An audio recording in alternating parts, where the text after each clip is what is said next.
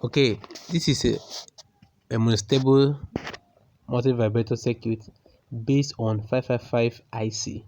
So this is a timer IC, but we are configuring it as a monostable vibrator. So what this circuit does is that it has one stable state and one unstable state. D2 is the stable state of this circuit and D3 is unstable state. So what happens here is, okay, first of all, let's close the switch.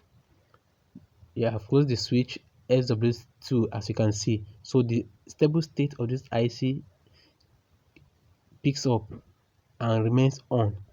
The stable state is the D2, the diode LED light emitting diode on the D2.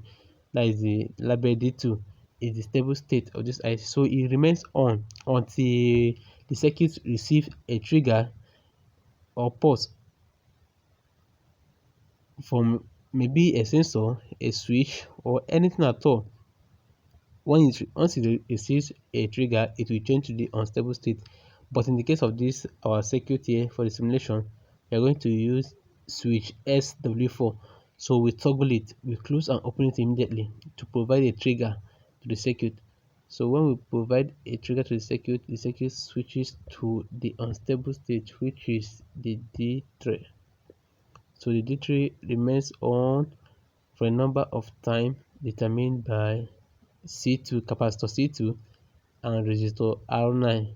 So it remains on for a number of time determined by these two components, resistor R9 and capacitor C2. So once the time elapses, it switches back to the stable state, which is the D2.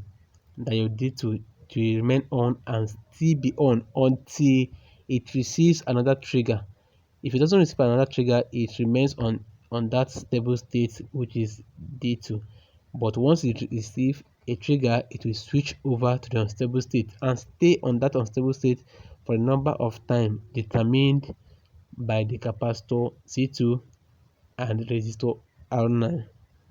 So that is it for the monostable multivibrator using 555 IC. If you have any question, you can go to the comment section and put down your question.